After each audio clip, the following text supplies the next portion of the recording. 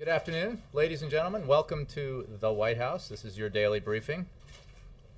Before I take your questions, I have a couple of announcements. As you know, last week the President announced historic fuel efficiency standards for the cars and trucks we drive, which combined with steps already taken by this administration will save American families $1.7 trillion at the pump and reduce oil consumption by 12 billion barrels by 2025. Building on that, next week the President will hold two events to highlight this administration's ongoing commitment to saving families and American businesses money at the pump, slashing our dependence on oil, and creating cutting-edge jobs. On Tuesday, August 9th, the President will travel to Interstate Moving Services in Springfield, Virginia, to announce first-of-their-kind fuel efficiency standards for work trucks, buses, and other heavy-duty vehicles. The new standards will save American businesses who operate and own these commercial vehicles tens of billions of dollars in fuel costs and will dramatically reduce oil consumption and cut pollution. On Thursday, August 11th, 2 days later, the President will travel to Holland, Michigan to tour the Johnson Controls Incorporated Advanced Battery Facility. While at Johnson Controls, the President will highlight the key role innovative technologies will play in helping automakers achieve the historic fuel economy standards, establishing U.S. leadership in advanced vehicle manufacturing, spurring economic growth, and creating high-quality domestic jobs in cutting-edge industries across America. Those are my announcements. Mr. Feller. Thanks, Jay. The President said yesterday that it was his expectation that the FAA dispute would get resolved by week's end. Can you update us on whether you're seeing any movement on that issue and whether the President has had any additional role in trying to get to that resolution? The President has had a role in this. He has spoken with the Speaker of the House. He and obviously members of his administration are actively engaged in trying to find a solution that will put 70,000 Americans back to work. We hope that a solution can be found and that Congress will take the action necessary to ensure that those Americans do go back to work, because at a time when we're trying to grow the economy and create jobs, it's simply not acceptable for Congress to, because of a political dispute or political disputes, not to take the measures that it's taken in the past to allow for these jobs for these folks to maintain their jobs, stay on the job, and continue working. And since so many of these jobs are construction related, this is a lost opportunity here. You can't get the construction season back, and obviously for those folks who haven't had a paycheck now, this is day 13. They can't get that money back, which they need to pay down their mortgages, to their car payments, and obviously to make ends meet for their families. Is progress being made? I think that conversations continue as we look for ways to resolve this, and we hope Congress will take action. I mean, we cannot be clearer that it is simply inappropriate for Congress to go on recess, leaving this issue unresolved. And when there are political disputes, the overall authorization bill that gets larded up with agenda items that are politically motivated, and I'm not saying that they may not represent sincerely held views, but they should be set aside to allow for an extension that permits these hardworking Americans to go back to work. The stock market took a steep dive today, which I'm sure you saw. Any reaction to that? Well, no, I don't have a specific reaction to the market. Markets go up and down. We obviously are monitoring the situation in Europe closely, and there's no question that this economy has faced headwinds this year, of a variety of them, including the earthquake and tsunami in Japan, the increase in oil prices, energy prices that resulted from the unrest in the Arab world, and the situation in Europe also. So our focus has to be on the things that we can control, which is to take the necessary measures, working with Congress to ensure that our economy grows, that we create jobs.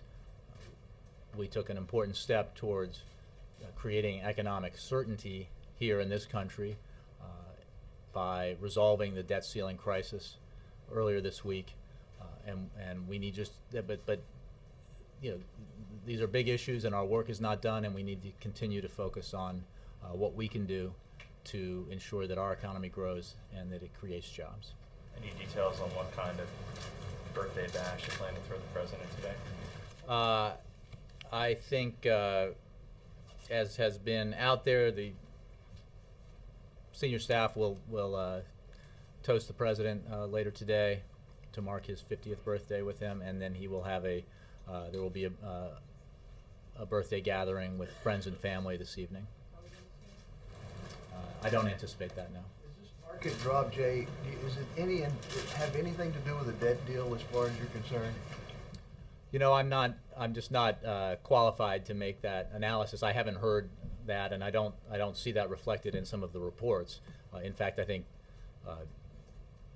our view of this is that while the agreement, the compromise, did not achieve the kind of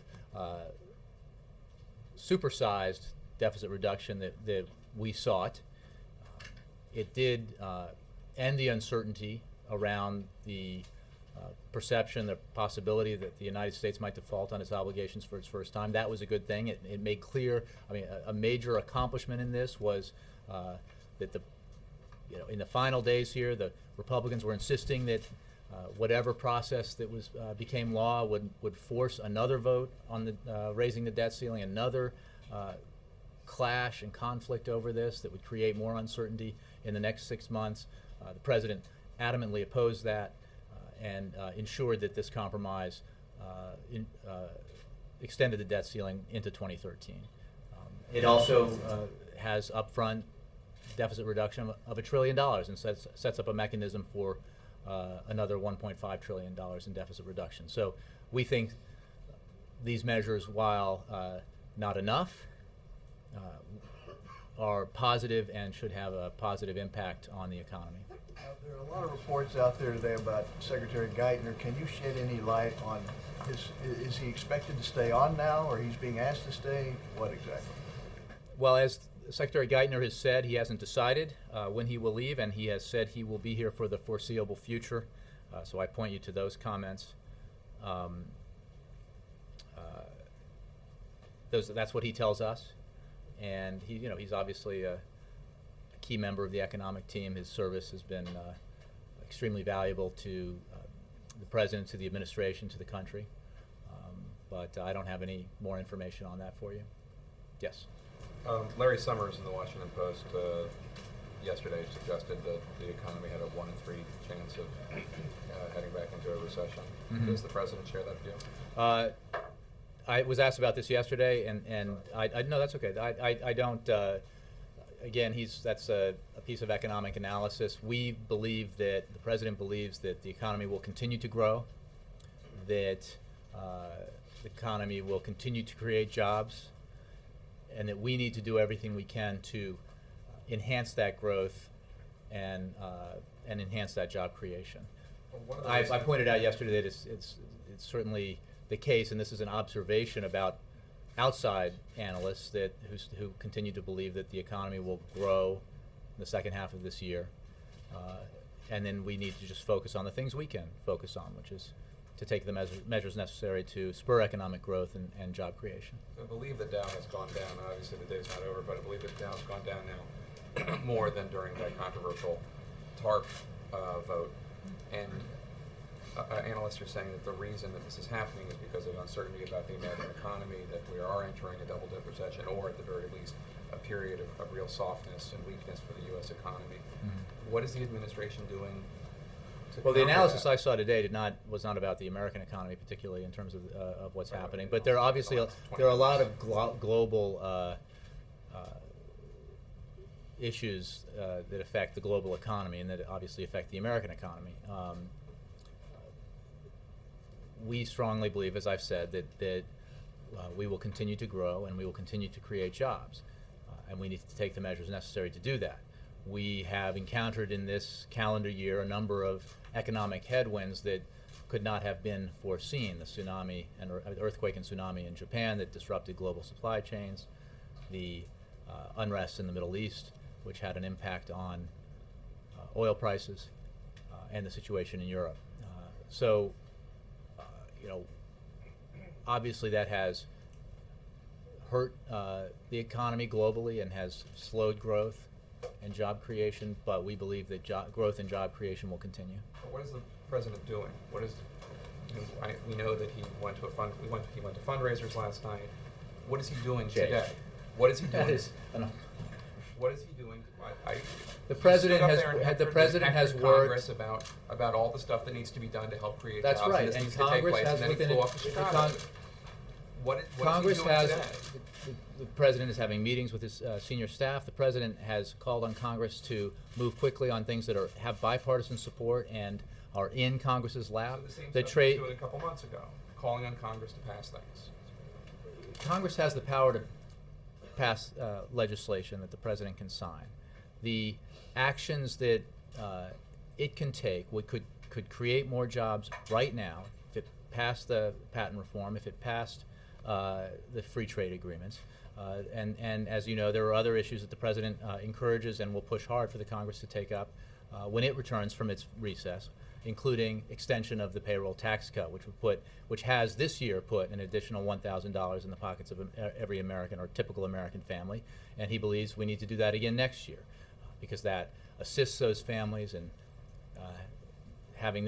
giving them the ability to make ends meet and puts money back into the economy, which in turn sustains businesses and creates jobs.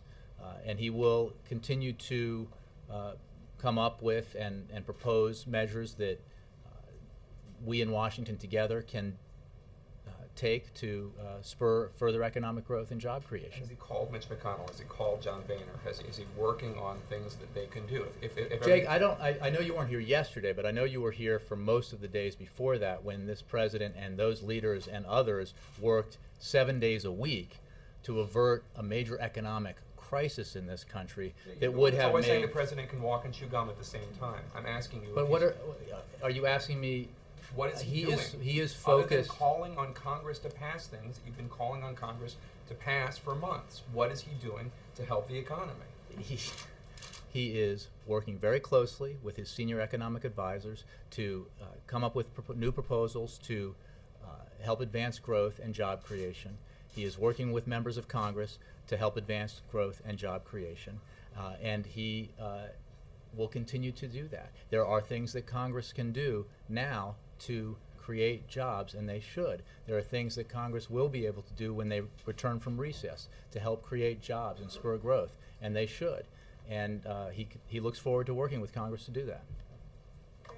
When the president looks at all these negative economic numbers or headwinds, as you like to call them, does he believe that he's made all the right choices when it comes to the economy since he's taken office? Does he believe he's made all the right choices? I don't.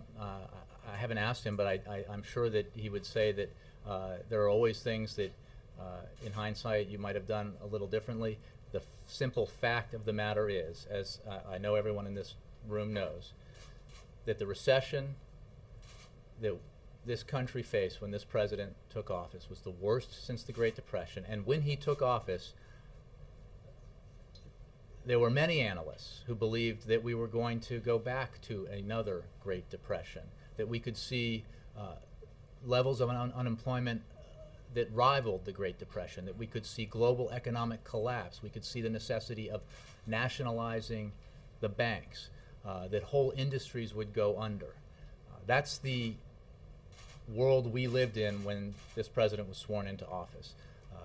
We had a recession that cost 8 million American jobs, that in the quarter prior to, and the quarter during which he was sworn into office, the economy was contracting at something like 6%. As you know, for a number of quarters now, the economy has been growing.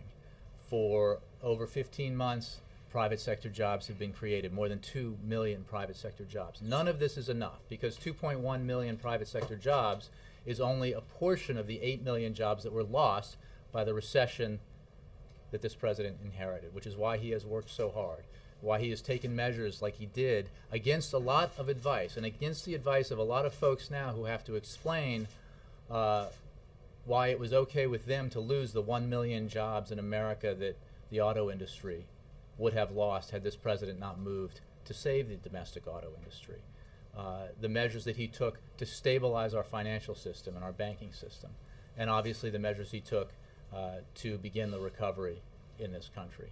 Is it enough? Not even close to enough, which is why that every day this president's focus is on the economy and on job creation.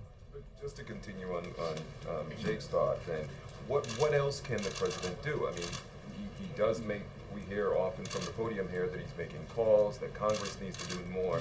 Well, let me go to that. Out of the As I box said that he's yesterday, looking for? As I said yesterday, there is no silver bullet, and I have not heard one proposed by anyone in Washington or beyond, that there is a silver bullet to help our economy grow faster or create jobs. Other kinds I of would smaller note bullets. that then. just in recent weeks, as he was negotiating with a Congress that seemed hell-bent in many ways on precipitating an economic catastrophe, he also passed historic or put forward his historic fuel efficiency standards agreement with 13 major auto manufacturers at his side that will result in enormous $1.7 trillion in savings for American consumers and will create jobs in an industry that the United States of America should own in the 21st century, which is the clean energy industry. So he is also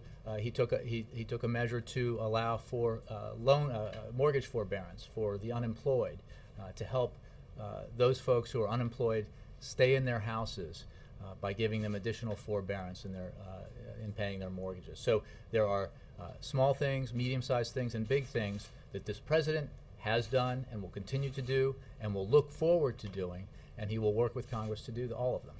Quickly on the FAA, beyond calling for Congress to return and get this funding, vote for this funding, what else? What are some of these options? What other options exist out there? There is one simple option. You mean to do with to restore the 70,000 Americans to their jobs? For Congress to act, to come to an agreement. Because of the nature of the recess they are in, they have the capacity to pass a unanimous consent measure that would allow an extension to be passed, which the same kind of extension that has been passed 20 previous times just since 2007, that would send those Americans back on the job. And to the point of the need for ideas to create jobs and grow the economy, I would suggest that perhaps some questions should be directed at Congress for why, in the midst of a situation where we're not growing enough and we're not creating enough jobs, actions taken for political reasons in Congress have thrown 70,000 people out of work. Yes? Jay, does the White House have any information about what's happening at Virginia Tech? Has the president been briefed on that at all? The president has been briefed and will be updated. Beyond that, obviously we're all reminded these kinds of situations are frightening regardless, but the horrible, when it happening as it is now at Virginia Tech, we're reminded of the horrible and tragic event there in 2007. We're monitoring the situation right now. I would refer you to state and local officials. Yesterday you said that President Obama received a birthday call from President Medvedev from Russia. Well, they also had some business. And they had transact, business, yeah. and talk about WTO. On that call, was some of the other business President Obama weighing in on Prime Minister Putin, saying that Americans are parasites? No, to my knowledge, that did not come up. Does the president have any concerns about the Prime Minister saying that about America? Look, the president believes that we have reset our relationship with Russia. It has borne significant fruit, that policy approach of his, and that we work together in a number of areas that are beneficial to American national security interests and American economic interests. On the debt, today the Treasury Department said that because the debt ceiling has been lifted, the U.S. debt has now shot up to 100% of gross domestic product. Puts us in league with indebted countries like Italy, Belgium. How concerned should the average American be that we're now in league with Italy and Belgium on debt that is 100% of GDP? Well, I think as those Americans, and I think many did, who paid attention to the debate over raising the debt ceiling and deficit reduction, know well now this is an important issue, and that's why it was so important for Democrats and Republicans to come together to ensure that we addressed the need to cut our deficit and the need to do something about our long-term debt. I think it is important, and it's important for everyone here when they write about this issue, even now, so late in the game, to explain what raising the debt ceiling is. Raising the debt ceiling is not additional spending. It is simply saying you, the United States of America, can continue to borrow the money you need to pay the bills you have already rung up. Those bills include everything that the United States government does, including paying its soldiers, sending out Social Security checks, and all the variety of things that the United States government does and its obligations and responsibilities, including paying interest on the debt that it does have. There is no question, and we're all in agreement, and this president's been very clear about that he agrees with the idea that we need to get our long-term debt under control, which is why he worked so closely with the Speaker of the House in trying to forge a bipartisan agreement, a grand bargain that would not just reduce spending in our domestic discretionary budget, but would tackle some of the long-term drivers of our long-term, debt, and that obviously includes entitlement, the need for entitlement reform, and the need for tax reform. And why he looks forward to trying to do that again, because one of the issues that goes to our long-term debt here is that you can slice and slice and slice your domestic discretionary budget, and in the case of the Ryan budget, your non-defense discretionary budget, and you are not really going after the problem. You need to go after the problem, and that's why the president looks forward through this joint committee that's being established through the legislation to working with Congress to try to see if we can get something even more significant that goes right at the issue you're asking about, which is our long-term debt. Very last thing, when you were talking about jobs, undoubtedly tsunami, other disruptions have hurt the economy. But every president, either party, has these things. President Bush had Hurricane Katrina, affected domestic oil production, et cetera. These things happen. Do you worry at all that the message to the American people is that you're blaming all these things for happening around the world and not taking responsibility for the jobs crisis? No, I don't worry about that, and we're not blaming anything. We're simply pointing out that there have been factors that have affected growth globally and affected job creation at home. And those are, it is certainly our responsibility and your responsibility to inform Americans of the facts, and those are certainly the facts, just as it's important. I think I saw on one television network today a graphic about the number of jobs lost under during the Obama presidency that did not note the fact that when he took office we were in a job loss free fall due to the policies, obviously, that were enacted prior to his becoming president, and that because of that recession, America lost 8 million jobs, and that this president has, since the day he took office, done nothing but focus on what he can do and what he can do with Congress to reverse that, which he did, and they did, and to then grow us out of the terrible hole that recession dug for the American people. Yes, Mike? When did the president speak with the Speaker? Yesterday. It was yesterday. Yeah. And he urged him, we can assume, to call the Congress and the House of Representatives back to Well, I think they just discussed this matter and how important it was to resolve it. And how did the Speaker respond? I is there any prospect for Congress coming back or getting a use? I don't speak for the Speaker, but I can tell you that call did happen, and the President's working on this issue, because one thing we can do when it comes to job creation is pretty instantly, if Congress takes action, put 70,000 people back to work. Does the President have higher hopes after that conversation that Congress will come back and deal with it? That's another way of asking if there was progress, and I simply will say that it is not resolved, and it needs to be resolved, and we remain hopeful that it will be resolved by the end of the week. Again, on the headwinds question, the tsunami, higher gas prices in the spring were headwinds against the economy. Are those headwinds still in existence? Well, clearly, higher energy prices continue to affect the global economy. The situation in Europe is one that we believe Europe has the capacity to address and is taking measures and needs to take measures to address. Those continue. In terms of the effect, I believe that the effect of on the supply chain that was caused by the global supply chain, especially in automobile manufacturing, that was caused by the earthquake and tsunami, that has certainly diminished. Is there a? But I mean, to Ed's point, I mean, there are obviously things that go on that we have to manage, and that the economic team and the overall American economy has to manage and does.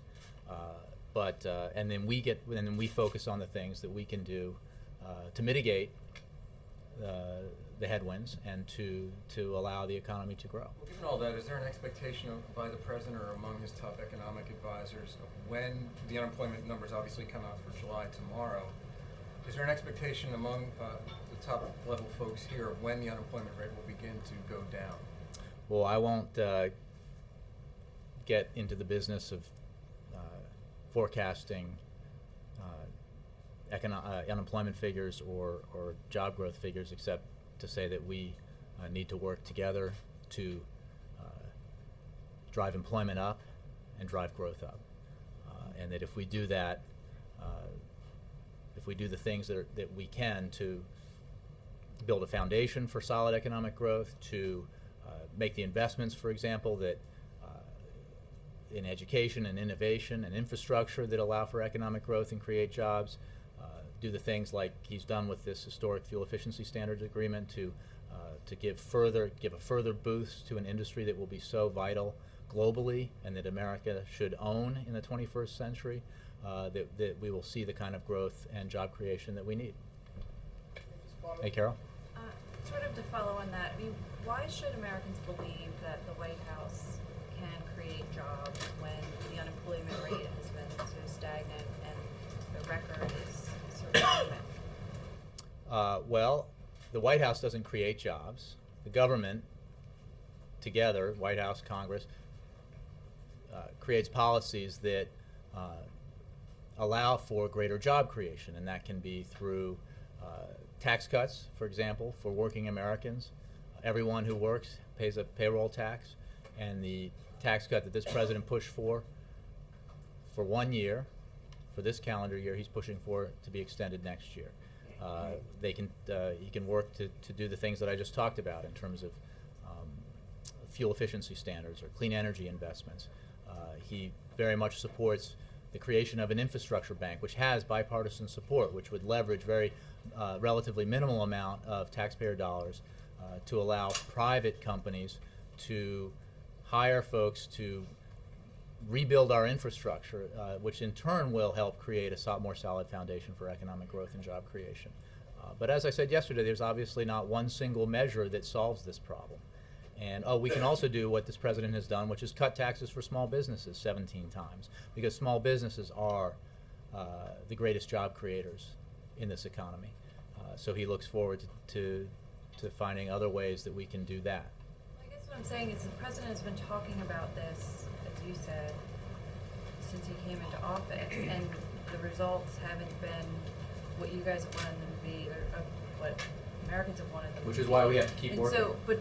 And he's going on this bus tour, like, what can he why should people believe him that he's going to be able to do what he hasn't been able to do for the last, since he's in office? Well, he will continue to make the case that we need to take the measures necessary as a country, working together with Congress, to that will spur greater economic growth and create more jobs. And he will make the case that we need to do that in ways that,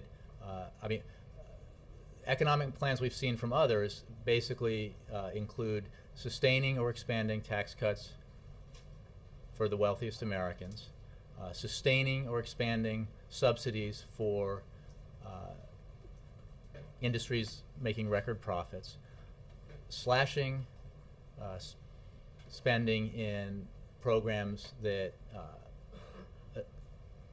assist middle-class Americans, and eliminating or ending programs like Medicare as we know it. We do not believe that that is a jobs agenda or anything close to it. So what we have to do is reduce our deficit in a balanced way that ensures that we do not actually harm our economic growth prospects or our job creation prospects, and we have to take the measures, the kinds of which I've just been discussing, that will further enhance job creation and economic growth. And then lastly, Senator Portman has an op-ed today, and he suggests that every other time the debt ceiling needs to be raise that Congress do a dollar for dollar decrease in the reduction in the deficit. Is that something that the So White make House permanent thinks- the arbitrary connection between Congress simply allowing that the government should pay the bills that it rings up, and link that to, again, arbitrary numbers to reduce spending. Again, this is not a related issue.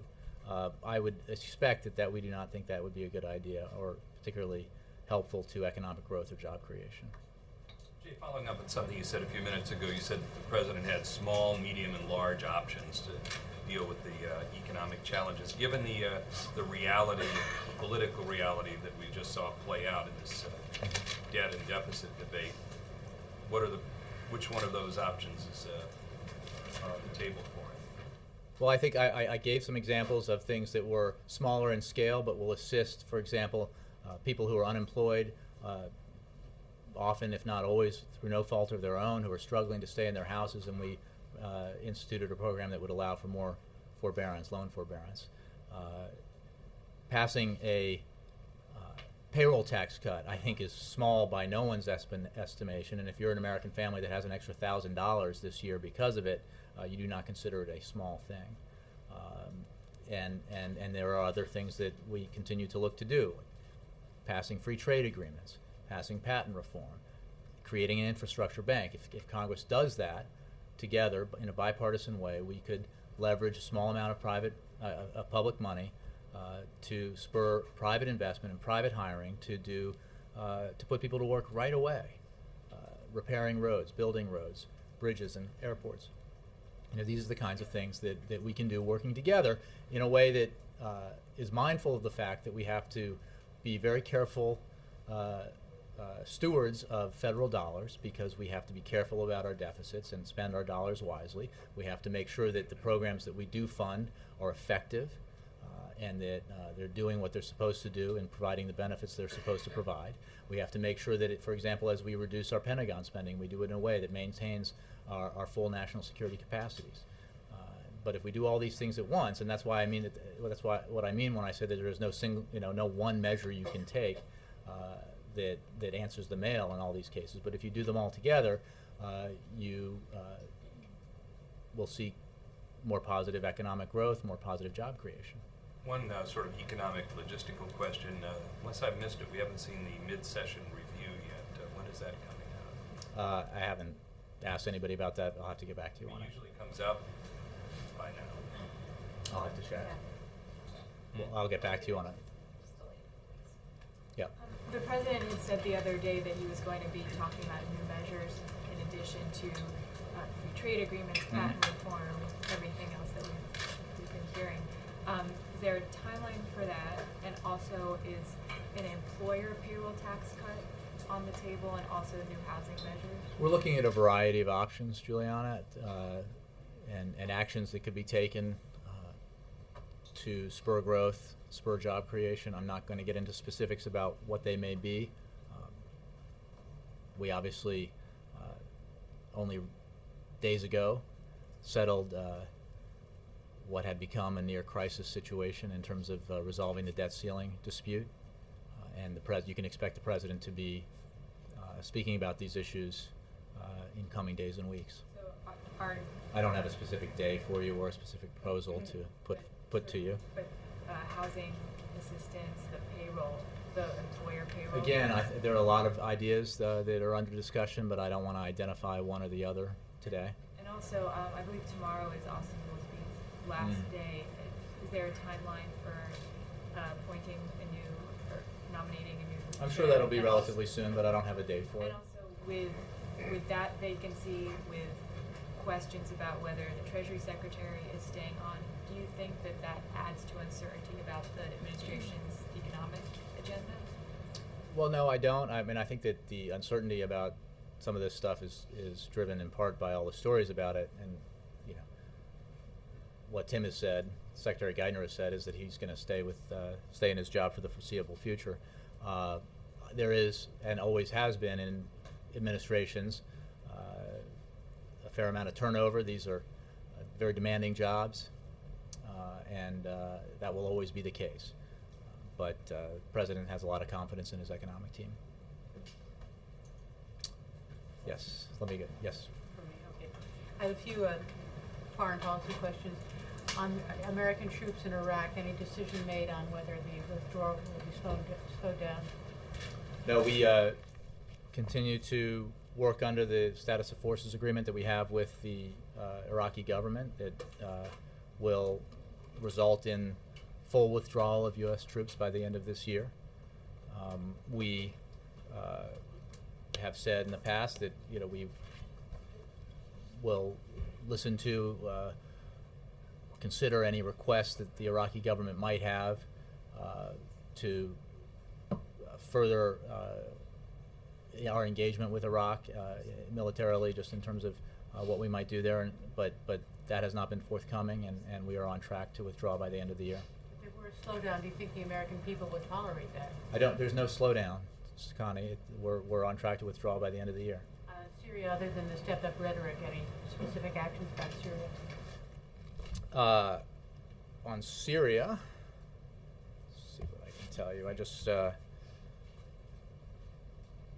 I think what I said yesterday made clear our views of this, that through his own actions, President Assad is ensuring that he and his regime will be left in the past, and that the courageous Syrian people who have demonstrated in the streets will determine that country's future.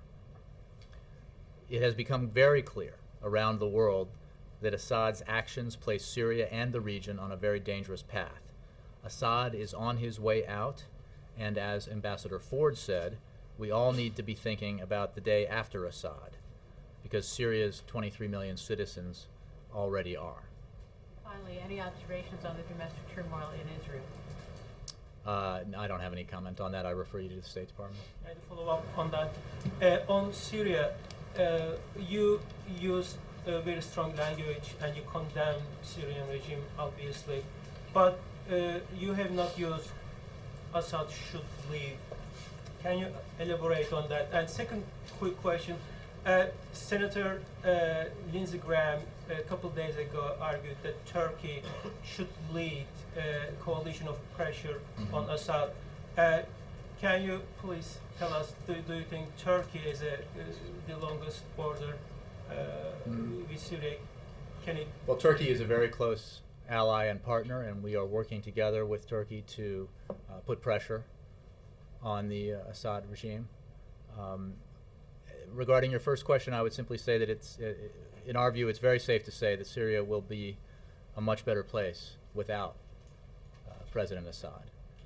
I think our feelings about the actions that he has taken, continues to take in places like Hama, are reprehensible and appalling, and we believe that country will be better off without him. On Middle East peace process, you made clear that you are very determined to block Palestine's recognition at the UN, which they are saying that they are going for it. My question is, why do you think Palestinians, leave aside the rest of the world, should have any faith in the US leadership after 2 decades of failure in the peace process? What is that this time you are going to? Well, I would say two things. One, that we absolutely believe, and I don't think anybody can credibly suggest otherwise, that the path to Middle East peace lies through direct face-to-face negotiations. It does not come from declarations from international bodies. It has to come through peace talks. As for this country's engagement in the peace process, we've obviously been through administrations, both Democratic and Republican, very focused on this, and have put a great deal of effort into trying to do what we could to bring Palestinians and Israelis together to reach a Middle East peace deal agreement, and we continue to do that. And I think that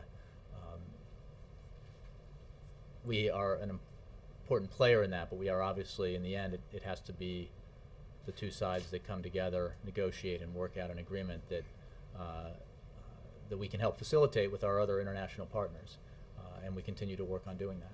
Is there anything different than before this time that you believe you are going to able to pull this off through? I'm not going to make a prediction about it. Let me move around the room a little. Giles. Thank you.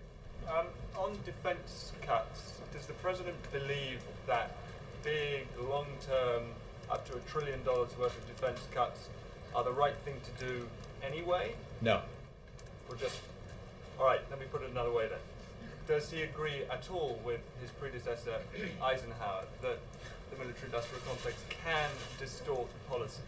I have not had that conversation with him. I think that the president's been very clear, as he said when he laid out his framework at George Washington University, and ever since, that he believes we can get additional savings from the Pentagon budget, which obviously has increased greatly in the last decade. But we have to do it prudently. We have to do it wisely to ensure that we maintain our national security. The cuts, it's important to understand, and this is very complex as you're explaining it to your readers and viewers, that there is the upfront discretionary savings in the agreement reached, within which there is a firewall that ensures that roughly $350 billion of the savings come from defense spending. That is separate and distinct from, and we believe, as the president said, that is within range that is acceptable for reducing our Pentagon spending, or defense spending. The trigger mechanism that if the committee does not succeed, or if Congress does not pass what the committee produces, the trigger that would go into effect and call for direct cuts, 50% between defense and non-defense spending, would result in reductions that this president believes would not be prudent. As Commander-in-Chief, he believes that they would be too deep, which is another reason why it is so important that, these triggers are created to be onerous, to be unthinkable, so that they are not pulled, and to create great incentive and pressure on Congress to avoid pulling them and to instead make the hard choices that we hope this committee will make and that Congress will pass to create further deficit reduction in a wiser way, in a balanced way that includes entitlement reform and tax reform. Does he not think, though, that in Afghanistan specifically there is an imbalance between the massive monthly outlay through the Pentagon and spending on the political surge, State Department and other departments? Well, I'm not sure. Different actions you take have different price tags. There's no question. The president, as you know, has begun, as he made clear he would do when he laid out his policy for Afghanistan. He has begun to draw down forces there, the surge forces in Afghanistan, and in a process that will, by the end of 2014, result in Afghan forces taking security lead in that country. He also believes that the State Department budget is very important, and that the money that, the relatively small amount of money that is utilized through the State Department to advance American interests abroad is money very well spent, and that we need to be mindful of that as we make our choices going forward. Lynn, haven't seen you in a while. How are you? Fine, thank you. Good. My question is about the Midwest bus tour. Mm-hmm. I'm particularly interested in knowing what states you're going to, what cities you're going to, and if you could talk a little bit about what you want to achieve. We will have an announcement with more specifics soon. I don't have that for you. That announcement will include locations, states, and a little more on the schedule. I think, as I said the other day, that the president looks very much forward to getting out in the country. He's obviously spent a lot of time here in Washington and in the White House of late, and to hearing from Americans in the Midwest, in this case, as he does when he goes to other parts of the country, about what's going on in their local economies, what they think the Washington can and should do to enhance economic growth, enhance job creation in their parts of the country, and that's what this trip will be about. When will you announce the cities, or when will you? Very soon, perhaps before the end of the week. Yes. But why is he doing it by bus? Presumably he's going to fly on Air Force One to the Midwest. Why is it a bus tour instead of another kind of? Well, I think it creates an opportunity to be, if you will, closer to the ground and more connected with folks in that part of the country. There's, as you know, it also allows for easier travel in some ways because of the requirements that flying Air Force One in and out of certain airports in certain parts of the country, not always that easy. So it creates a lot of flexibility. But mostly, I think it it's an opportunity for him to meet with folks in those communities, which I will announce later. And he very much looks forward to it. Yes, in the back. Sorry, Japanese press. Yeah. Thank you, Jane. The Senator Coleman and Senator Wade called for an all U.S. aid to China in 2012's budget. So what's the U.S. Government's stand on cutting the foreign aid? They called for what? I'm sorry, I didn't. And the all U.S. aid to China. You know, I'm not a. Aid to China. USA. We're cutting aid to China. Yeah. You know, I'm not aware of that call, and I really don't have anything for you on that. If you want to follow up with my office, we can get that. Paula. When the president talks about tax reform, he often says that he would like to have the rates lowered and broadening the base as well. Mhm. So would he like this committee to tackle corporate as well as individual tax reform? You know, I don't think we've, or it has been specified. I think that for a long time since the State of the Union, the President has made clear that he would like to see corporate tax reform, and he also would like to see individual tax reform. And in both cases, he wants to see it in a way that simplifies the tax code, lowers rates, while eliminating a lot of the loopholes and subsidies that, if you will, bastardize the process.